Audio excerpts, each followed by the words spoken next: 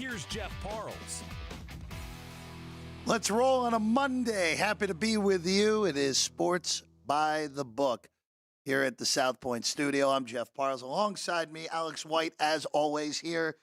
Alex, it's good to see you. A dramatic NFL day yesterday. 5 game-winning field goals with 0-0 on the clock.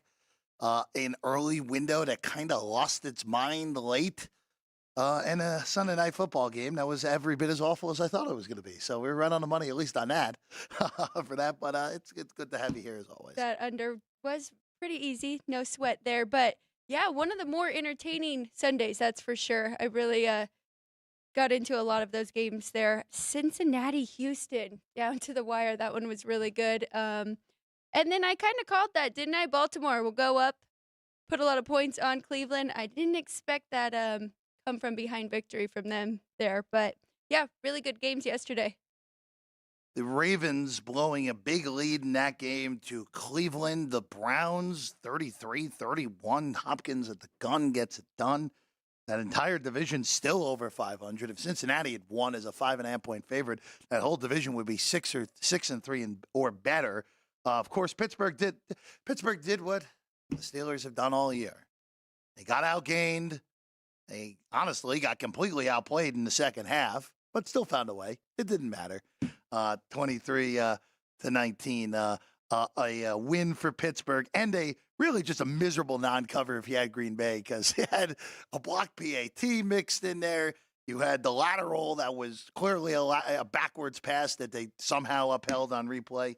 But regardless, a win is a win for Pittsburgh. I think I had both of those defenses a little overrated because I was pretty high on that under, and they made both of those offenses look very good. I think with Pittsburgh's defense, they're turnover. Yes. They're turnover happy. When they're not forcing turnovers that are creating points, it doesn't look as good. But, hey, they picked off Love twice on both of the last 2 drives, getting it done 23-19. In that one, the Giants are barely an NFL team anymore. I'll actually ask Vinny, because Vinny Magliulo will be with us a little bit later. We'll ask him how you now, and again, they don't have the worst record. Carolina has got a worse record. Arizona has an equal amount of wins now. How do you handle a team now that has A, seemingly given up, B, has no quarterback, and C, is already underwhelming from a talent perspective anyway, from the behind-the-scenes side. Before we actually get the name Magliulo, going to be a common sight here on the desk today. Before we get actually to Vinny's daughter, Ellen Magliulo Garcia Alvarez, talking some Formula One in a few moments, I do want to touch on tonight real quick, Alex. We'll get our bets that we have later in the show on this game, but I just want to bring this up because behind us, it's the biggest number on the board right now. Crosstown. South Point has 8 on this game, up from 7 and 7.5 earlier in the weekend. Denver at Buffalo. Bills, of course, just not the same team since all those defensive injuries have happened. Josh Allen still has incredible PFF grades, QBR grades that just don't seemingly match up with the performances week in and week out. I'll get to my play later, Alex, but I have a feeling yet again, not quite a Texas Tech game on a college side when it's you and me, but I have a feeling we're probably going to be opposite tonight. Bills 7.5 or 8 right now. Total sitting at 47.5. I was very tempted to look at that over, but these Monday night games, 10-1 to the under this season, and the Broncos defense has looked much improved over the past few weeks, so I passed on that one. We'll get to our side bets later, though. Oh, yeah. Don't worry. There will be some of those. By the way, last night on that Sunday night game, 28 points, not even a sweat on the 36.5. I did have some no touchdown going as well. And you almost got there. Almost got there. Michael Myers' touchdown, the only one that happened in that Sunday night game, just due north of here at Allegiant Stadium. All right, let's bring one more game you can't forget about, Minnesota Vikings. Oh, Josh Dobbs. What a story with Josh Dobbs yet again. Even though they got a little hairy. A little bit. 27-3 to 27-19. New Orleans even had a Hail Mary at the end of the game. Isn't that ironic, though? They came back when Jameis Winston got into the game. But, good, bad, and ugly with him because we saw that beautiful touchdown throw to Chris Olave, who we haven't seen much of with Derek Carr, and it looked great. But then you saw his panic mode, kind of, right? Look, Jameis Winston, to me, for entertainment value alone, is the most entertaining quarterback in the NFL because anything can happen on any play, whether it's like that touchdown throw to Olave, which was as good of a throw that happened in the league yesterday, other than the 2 touchdowns Burrow threw, which were just unbelievable touchdown passes. Or he can do that. The man had a 30-30 season 2 years ago, or in 2019, 4 years ago, which is unheard of.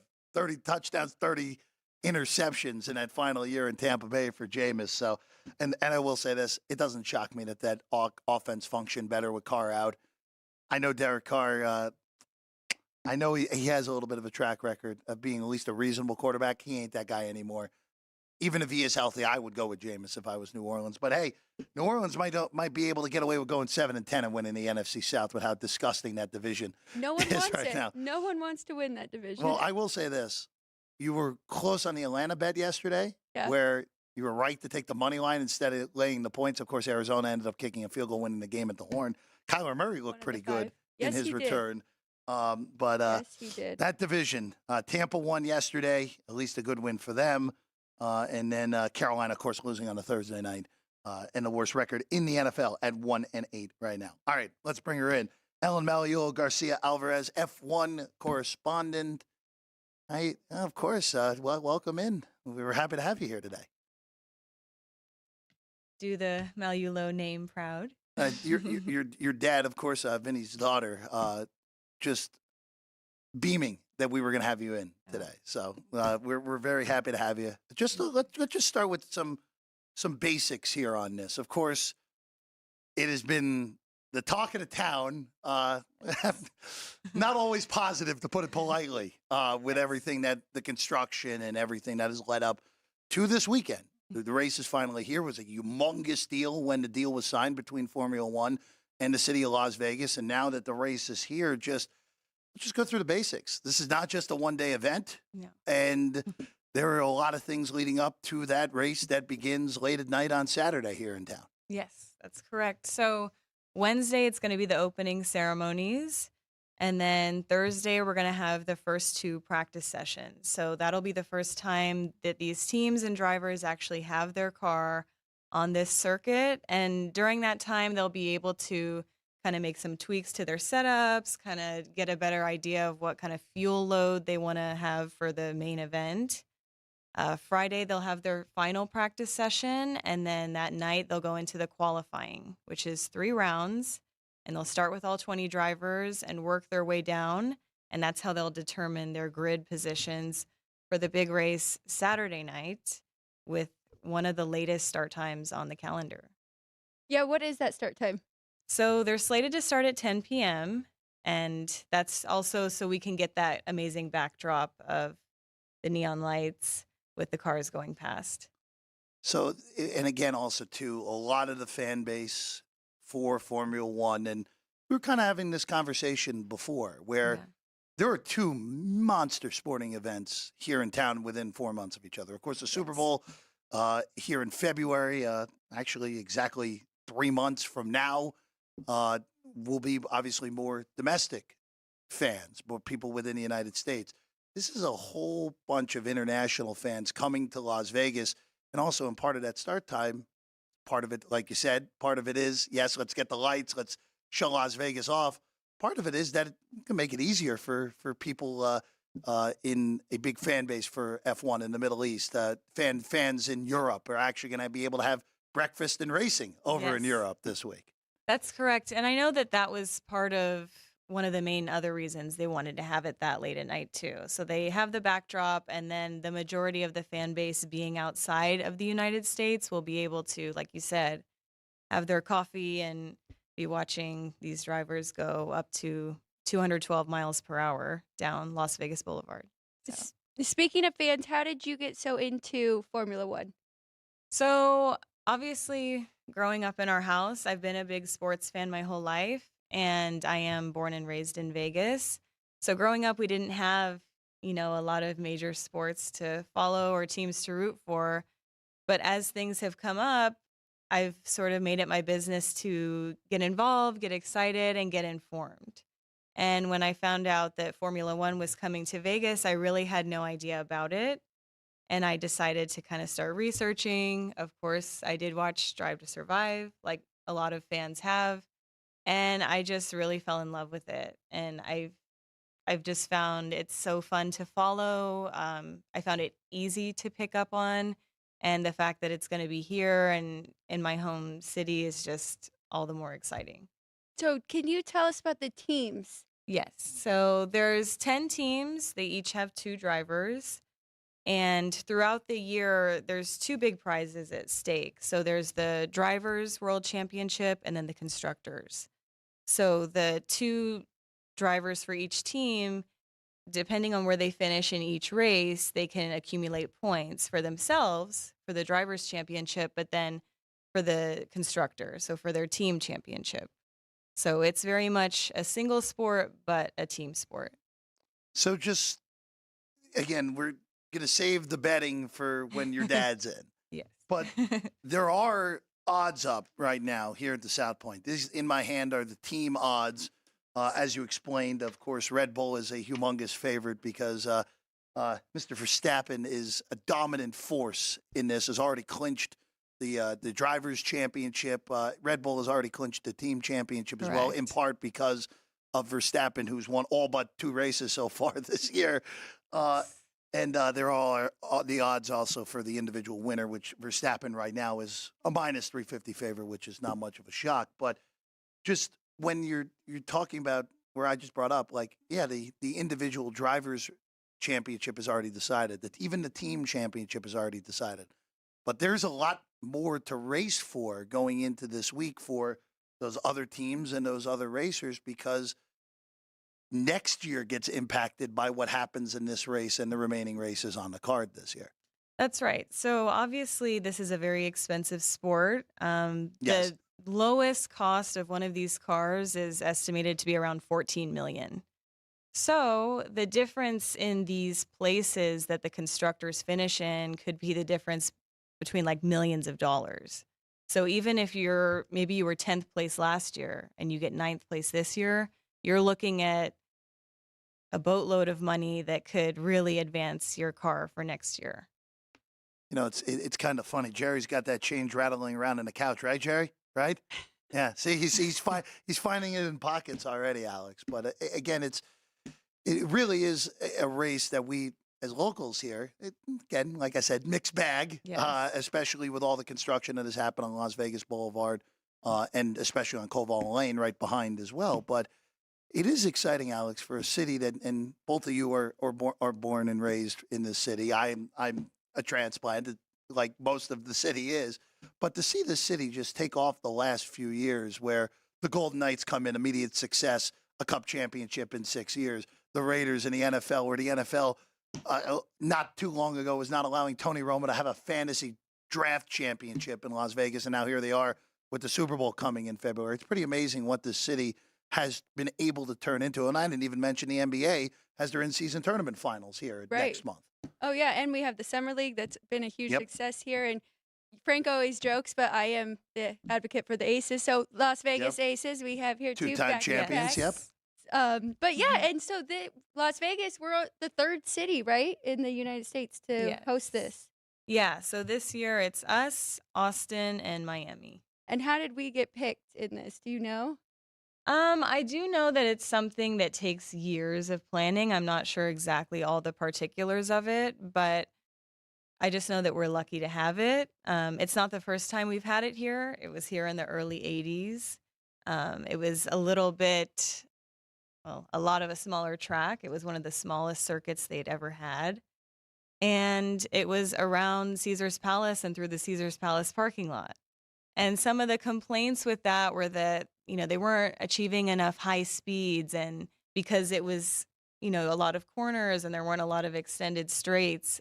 But now we're like, okay, you're just going to race down the entire Las Vegas Boulevard for a mile, and then we're going to have you turn. And that should be pretty exciting. A lot of room for overtaking. But as far as how it got here, I think it just matters that it's here now and that we're trying to do the best we can to put on the best show we can. And I think it'll make a lot of people feel better. But wouldn't you say that, I mean, this was the toughest year? The groundwork was set, and Yes. now moving forward should be a lot smoother.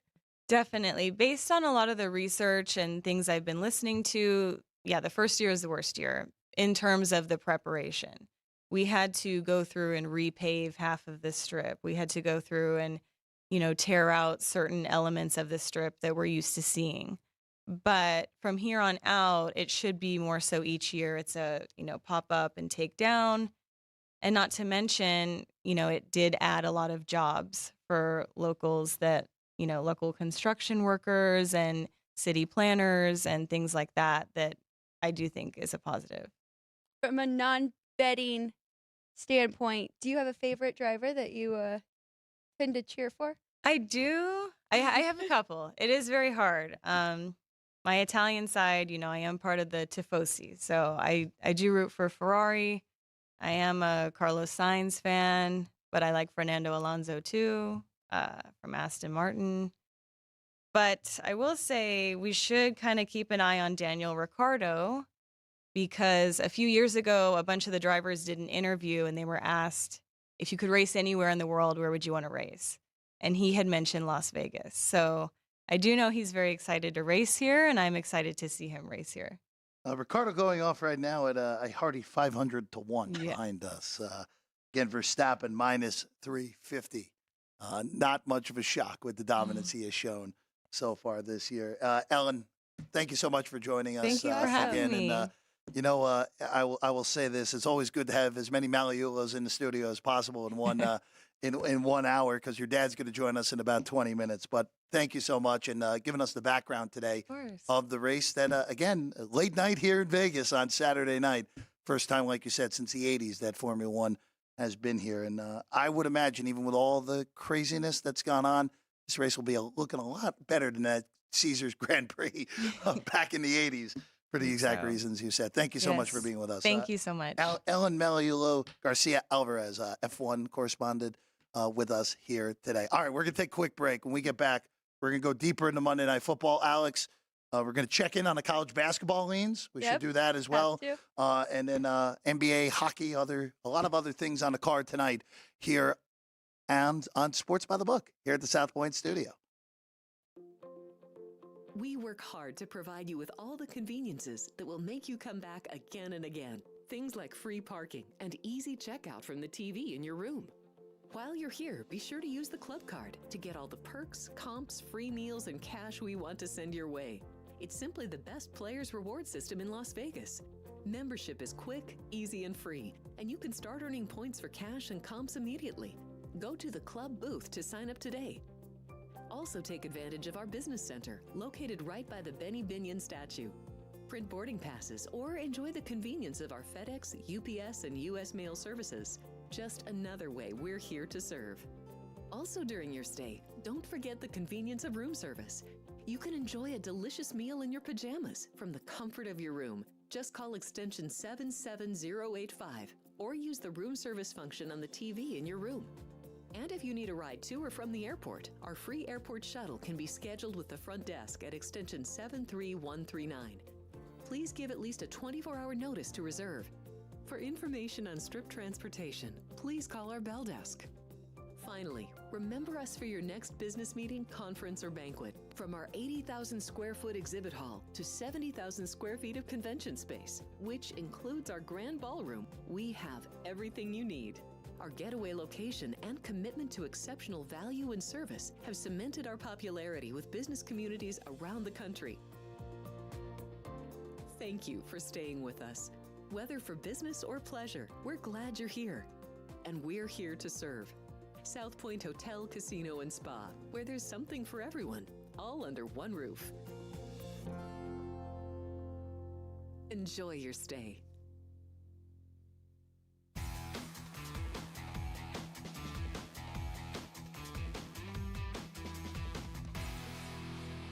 Welcome back in. It's Sports by the Book here at the South Point studio. I'm Jeff Parles. Alex White's here as well. Big thanks to Ellen Magliulo Garcia Alvarez, of course, F1 correspondent. Vinny is now stalking the outside of the studio as well. So we'll get Vinny in a few minutes. Giving us the Formula One, Ellen was in the last segment. Odds up behind us here at the South Point now. See, there you go. Look at that. You can't hide, Vinny. You can't hide. Right to the right. See, look at Ryan doing a bang-up job back there. All right, Alex, let's get into this.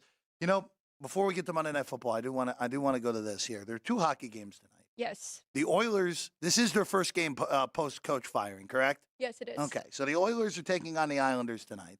The other one is a playoff rematch of Colorado and Seattle. I haven't looked at a hockey slate in about 5 days, so this is all you here. Is there we always talk about in other sports, we've seen it with the Raiders the last 2 games, the first game or games post-coach firing, the bump that a team sees.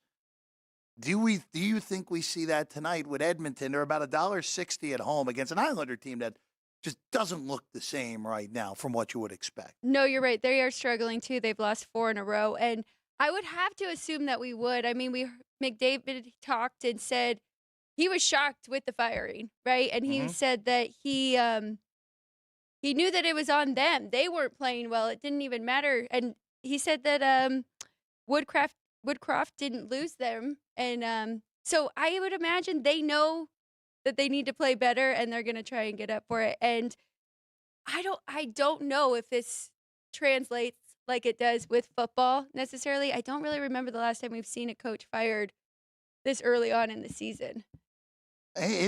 For hockey, like you see every few years, you see this where a coach gets canned 5-10 games into the season. Again, Edmonton, I think Edmonton's problems run a lot deeper than just the coaching staff. When you don't have a competent goalie on your roster, this sort of thing can happen. I know McDavid dealt with injury earlier in the year, but he was totally, I mean, a few games ago, he's fighting. What are we doing here? Why is Connor McDavid dropping the gloves? Like, what are we doing here? Right. So again, I don't have anything on that game. No, I wouldn't lay that price $1.60 right now. And then Colorado and Seattle, Kraken at home in this one. You know, I nearly took Seattle on Saturday. Thankfully, I did not because they got just eviscerated over the weekend. But you're looking at the Kraken taking some money right now. They actually just took some money a few moments ago behind us.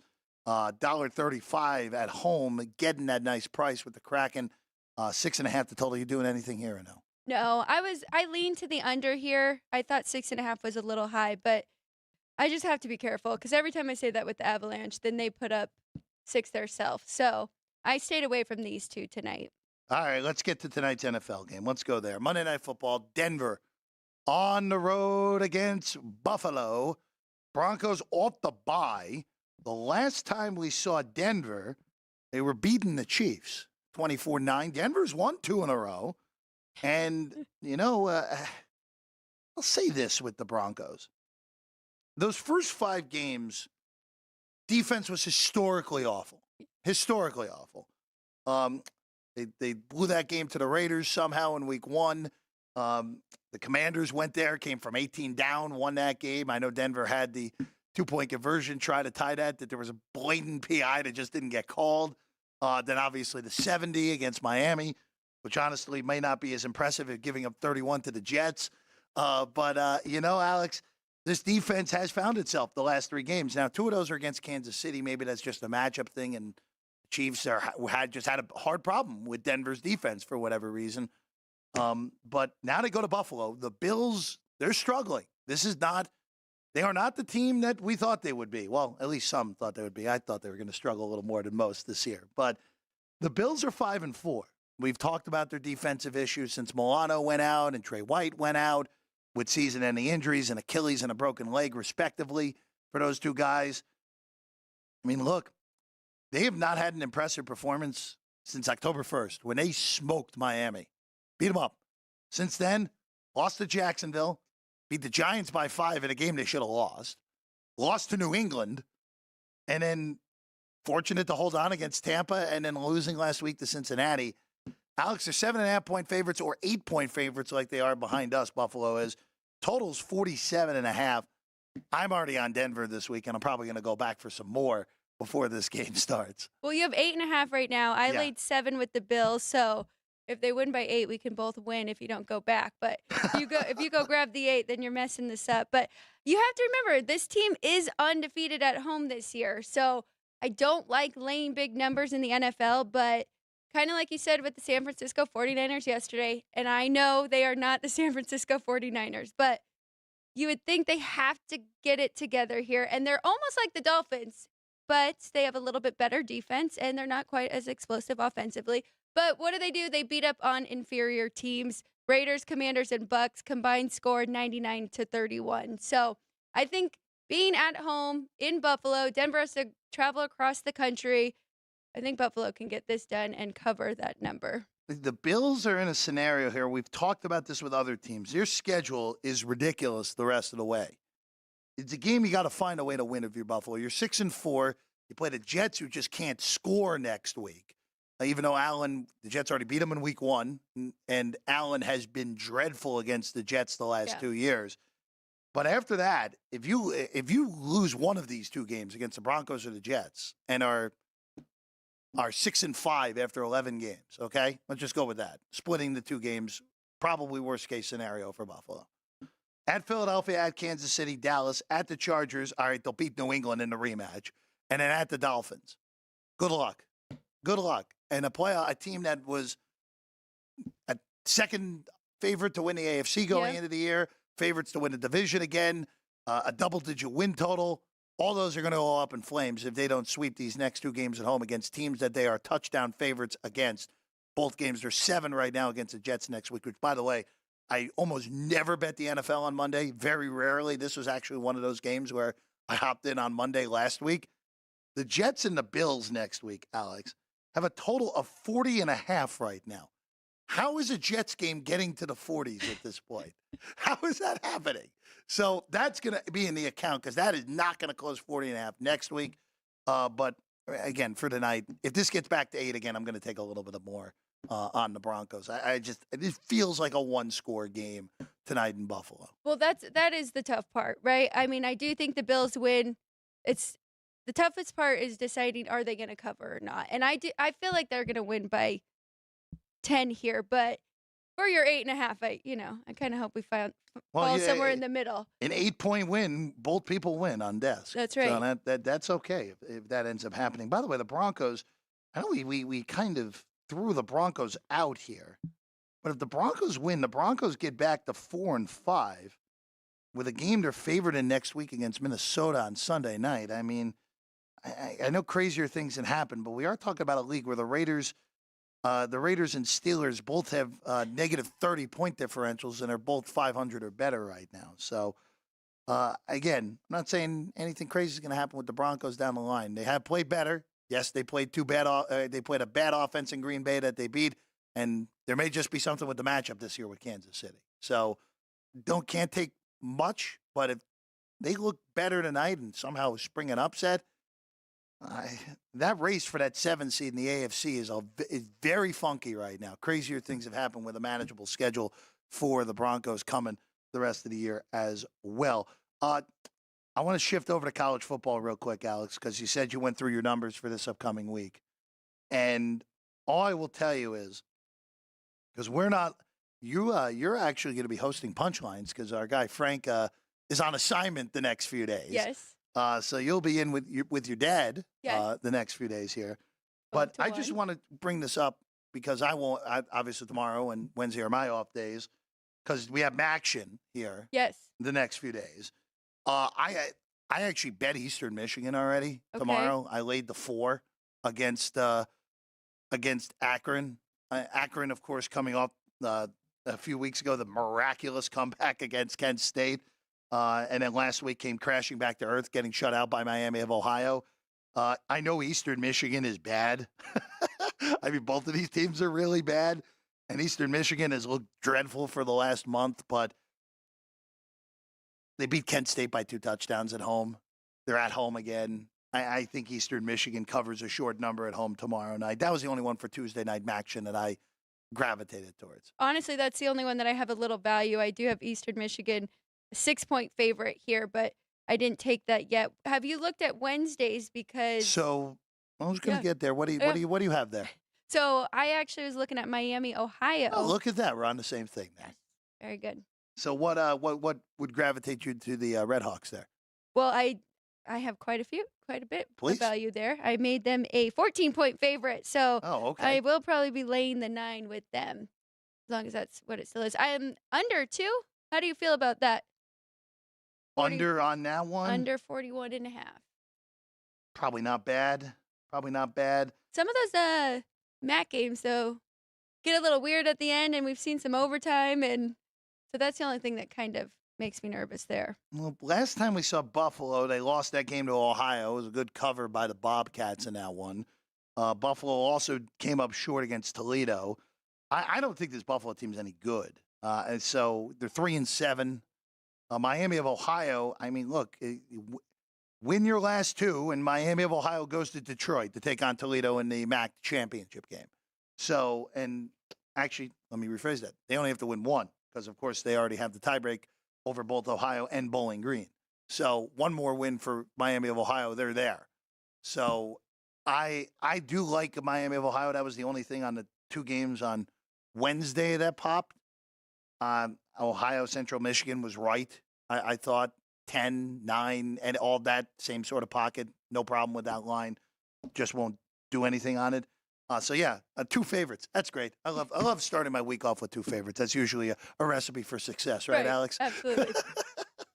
By the way, real quick here, college basketball tonight. I am on St. John's in a game that's about to start at MSG. I laid it. I did not lay it overnight, so I missed the 2.5. I laid 3. All right, so this game lands 3. I push instead of win. The leans, since Alex White wants me to keep track of my college basketball leans. Alex, the only losing day on the leans in the first week of college basketball came yesterday. And that was still 500 record. It was just down on juice. Okay. It was 2-2 yesterday. Every other day was above water, which means the leans might have to turn into plays here sooner rather than later. Absolutely. Even though the leans that I did end up playing did all right too, was ahead on those this week. Which is good. Which is all that matters, right?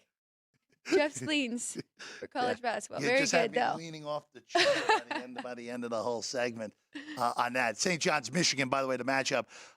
Probably the most anticipated St. John's game in, my goodness, probably 7 years at this point. Whenever the last time they were in the NCAA tournament, at least for the Johnnies. Or I should say at MSG, not including NCAA tournament games on that. Also, the leans for tonight. I'll just give you what they were based off of overnight numbers and if they went against me or not. I thought ETSU against Butler at the top of the hour at 15.5 was okay. That went against me. It's now 17.5. So that will be a bet for me at 17.5 on ETSU. South Dakota State 10.5 in the Octagon against Kansas State tonight. I was looking at that one. Same number, hasn't moved. I think that's good. And then I'm a little bit shocked, and this has to do with the fact that Xavier is just not the same team they were a year ago, but 17.5 on the road in West Lafayette is a ton of points to pass on. That's kind of, I know Purdue smacked around Samford and Morehead State at the beginning of the year.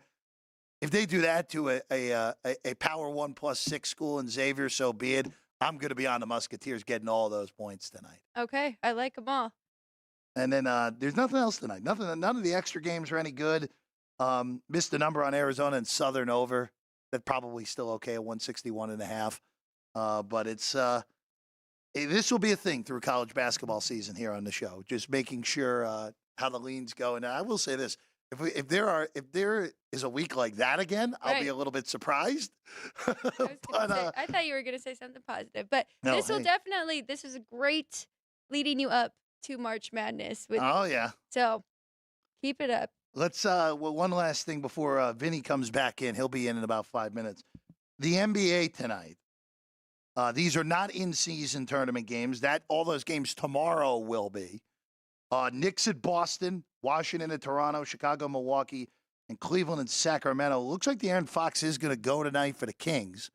So that line has shifted a little bit. That's either pick or Sacramento 1 now in that late night one. Milwaukee 9.5 against Chicago, where Ryan McCormick will claim it will be a Bulls home game yet again.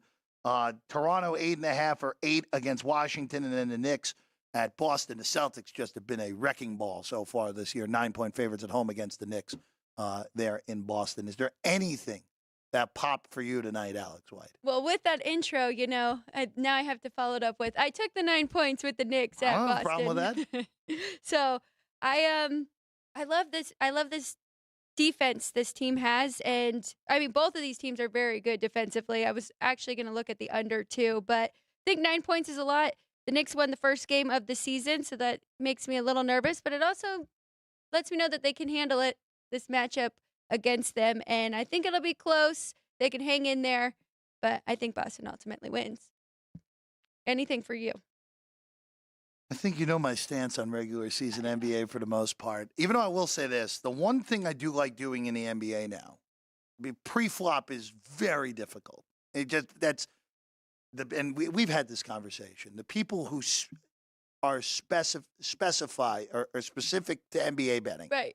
they are amongst the sharpest people anywhere, any sport, because it is such a hard thing to do. And there are a lot of people that are really good at totals in the NBA, more so than sides. I've been taking a lot of pre-flop favorites at halftime or in the middle of the game, either laying small price or as an underdog, just because of the nature of what this league is, Yep. where it feels like no one ever plays a full 48. Philadelphia on Friday was a perfect example of that, with losing at halftime to Detroit, who stinks. And they came back and won the game comfortably.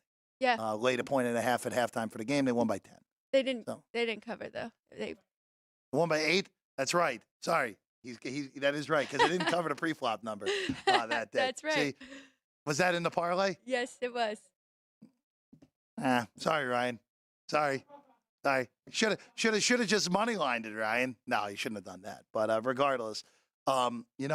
But you're right, and you can do that with totals too, right? Sure, Because it yeah. usually shifts. If they come out and they start slow and it was a high total, then you can look at taking the over or vice versa. But you're right, NBA is very tough, and I do have a lot of respect for those people that are very sharp at it. Yeah, there are just so many good NBA, and again, it's across the board on this, and again for tonight, nothing pre-flop. Alex though on the Knicks getting 9. If there was a pre-flop bet that I would have taken, that would have been the only one I would have even considered tonight. Even though I will say, until further notice, can we just take Jordan Poole's point total over at this point? Because he's going to shoot the ball at least 25 times. They're in Toronto tonight. Poole right now, if we're just going player prop on points, Jordan Poole's player point prop is only 16.5. I mean, isn't that low? Isn't that low for the volume he'll probably have? Huh. Well, I may have just found an NBA pre-flop bet. Can't wait for him to score 15 points. Is it too early to start looking at futures for NBA, like MVP talk? I mean, look, I think if you're looking NBA MVP futures real quick, I'll just go for a book that has them up right now and give you some numbers that are out there. I think it's a 2-horse race, at least to me. I think it's the 2 centers yet again. Yep. It's Jokic and Embiid. Yep. Whoever, exactly where I was going. Yeah, I know Luka is shorter than Embiid right now at a few spots. I know the Mavs are off to an incredible start. Mhm. I just don't see it unless if Dallas finishes with a top 3 seed in the West, which I don't see happening. So Embiid, if you can get Embiid around 8-1, 15-2. Yeah. I know I just made Vinny happy with my fractions there, but that's the way I would look. That would be the only possible like NBA MVP, because it's going to come down to those 2 guys. And the Sixers, boy, in my former job, Alex, I always went after Doc Rivers, the coach. I think he's clearly a good guy, but he's not a good basketball. He's not a good NBA head coach. And what the Sixers have done with Nick Nurse, who I think is great. Right. The Sixers are 8-1. I know. Maxi's taken a leap forward. Also, by the way, that Harden trade working out pretty good for the Sixers, even though they got basically nothing back for him. Because Harden has just torpedoed the Clippers, He who had. look How has great. that happened? Well, there are With just some guys. Paul George and Kawhi. How is that? They've just fallen apart. There are just some guys you can't win with. And Oh, James Harden's one of those guys. And he's been awful. And the Clippers, since trading for him, are 0-5. yeah. So, again, addition by subtraction for Philadelphia, and then for the Clippers side, just not good enough. All right, we're going to take a quick break. Vinny will be with us in a few moments. We'll more to get to. We may even talk some futures. NFL-wise, we're more than halfway Very through the good. NFL season. College football, of course, getting to the end. And there is one college football game I do want to ask Vinny about because again, there may be some confusion this week if a certain Pac-12 team beats a higher-rated team at home, with people calling it an upset, even though it would not be based off the Vegas odds. We'll tell you about it next. Sports by the Book, South Point Studio.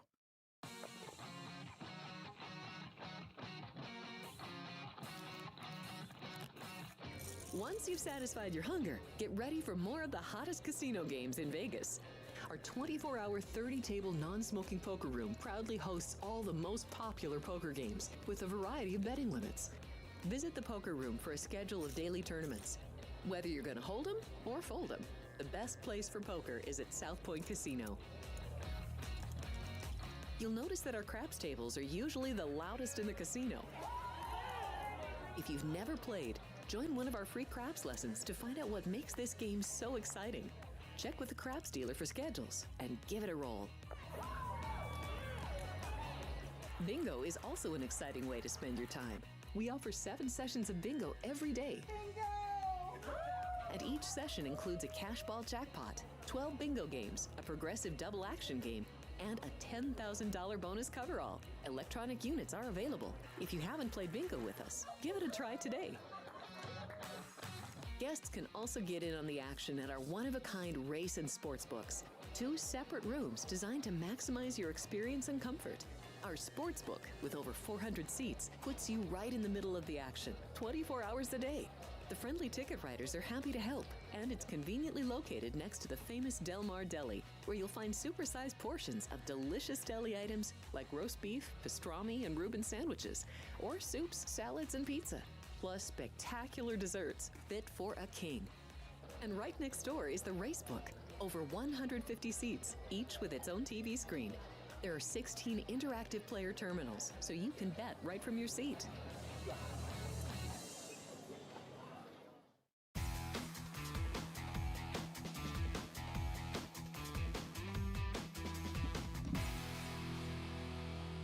Welcome back in.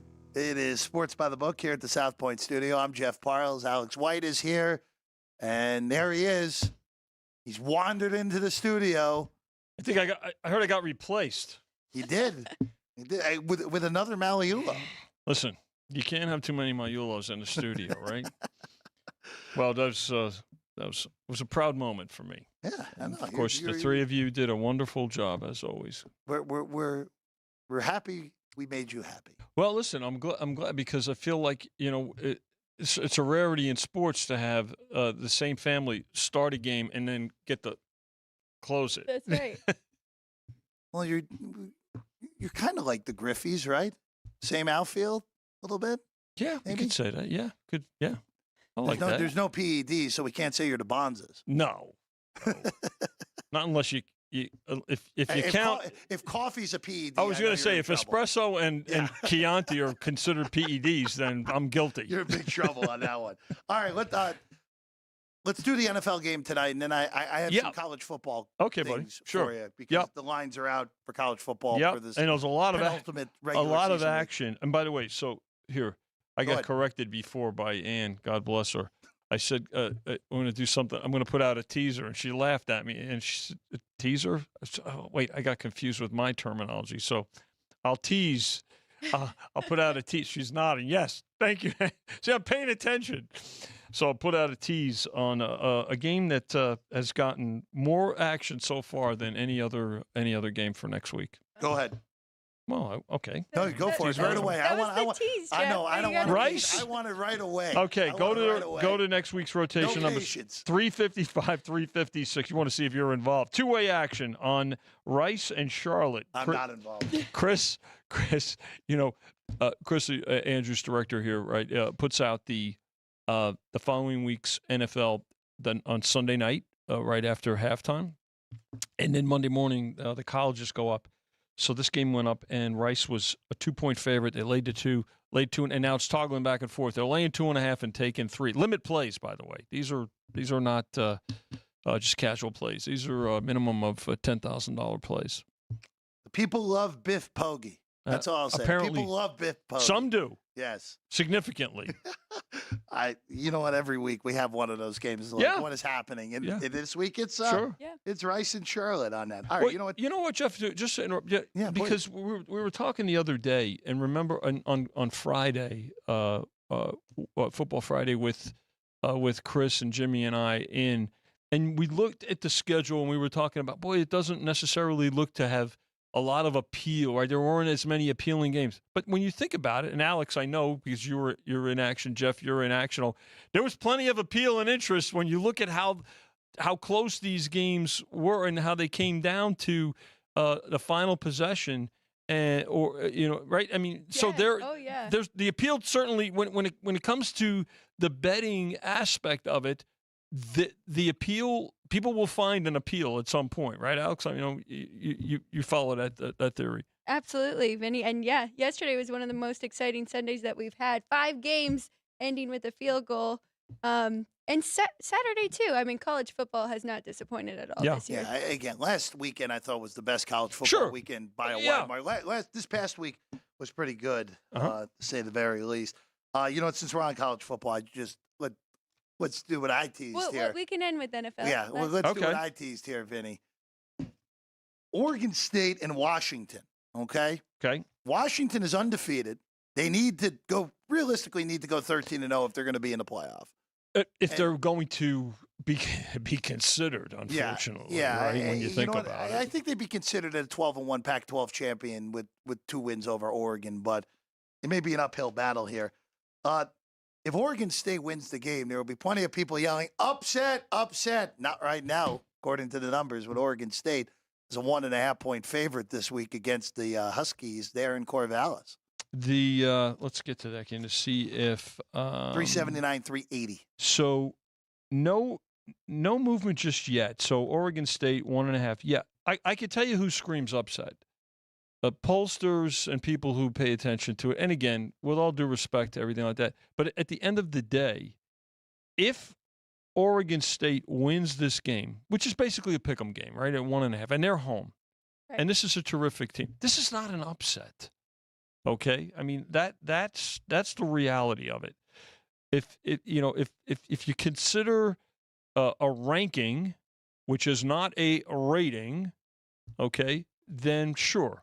But that's not how, in our world, what constitutes an upset. I mean, the fact of the matter is they're a slight favorite. They may get to be bet to a bigger favorite, Alex. They may get to be bet to the dog. Also possible. But it's because, again, it's only a 1.5. But if they win the game in our world, and when I say our world, our side of the counter, it certainly would not constitute an upset. No, and then from the other side, maybe Washington fans will be saying that they got the upset because they knew that Oregon State was the favorite. There you go. What did you make that game?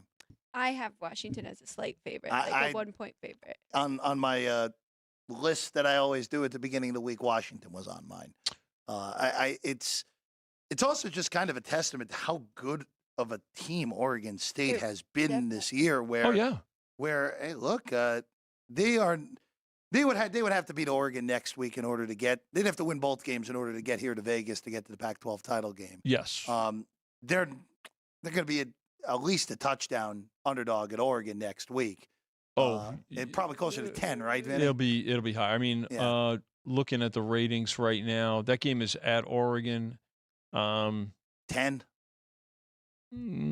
At Oregon. Yeah, it's about 9, 10. Yeah, I'd say. Yeah, it wouldn't shock me if there's a 10. I mean, I have it with the home field. Yeah. But again, it's still a rivalry game too, right? So they're Well, it's kind gonna of be used the last one of those. another for a while, last too. Yeah. another last one like we're seeing. We saw Bedlam, the last Bedlam, at least for the foreseeable future, a couple of weeks ago, and this may be the last Civil War for I don't know for quite some time. By the way, quick note tonight for the Bills. Inactives, actives. Micah Hyde is out. We did know that coming in. Stephon Diggs, of course, totally fine after a midweek injury going into it. So let's go into this game tonight. Vinny, you guys have the only 8 here in Vegas right now on this one. Bills favored, of course, at home against the Broncos. 47.5 your total on this one, Vinny. Yeah, and this is a product of a couple things. Certainly money, and money dictates it. We are at 8. This game opened 7.5, went down to 7. But let's remember too, right? Everything culminates with this game. I should say everything starting with last Thursday in particular, right? You've got the Thursday night game, which lights the fuse. And then I always say that the Monday night game is typically the explosion. And at this point, what we're trying to do is juice out. Have the vigorish working for us, have the math working for us as best as possible. Why? Because there is exposure typically to both sides, right? Because there are parlays, teasers, parlays in terms of the point spreads, in terms of money lines, going to both sides. So you've just got to write as much business as possible. But again, it's up to 8 because there's a little bit more exposure. And with the Diggs news the other day, it started to roll that way. And money dictates to how it will move. Now, is it a take for some folks at 8? Yeah, it's pretty good two-way because we've been at 8 for pretty much most of the afternoon. Well, of course, you have two-way right here at your desk that you love. Gives me a smile whenever there's two-way action in the studio at the desk. Yeah, that's what we seek. There are 2 teams. There's one college team and one NFL team that whenever they're involved, which, by the way, Alex and I are on the same side this upcoming week in a college game with Texas Tech, which should scare Alex in a humongous way that I actually like Texas Tech this week. But it's a good number, 2.5. I think they should be 5. We're okay. So yeah, there you go. Press it up. Even though you've been fading them. But regardless of on the Bill side of it, again, like I'm lower on I'm probably lower on the Bills than almost anyone at this point. And Alex has the Bills more in line with what the market plays at. Well, we'd also think you're probably taking into consideration a few other things too, right? Certainly, look, Denver has played better in recent weeks. The Bills are struggling with something, particularly on offense, right? I mean, a players-only meeting earlier this week. I think it only involved the offense too, from what I understand. Even though the defense has suffered significant injuries. Mm-hmm. The defense has not been awful. It's the offense, I think, that seems to have sputtered some.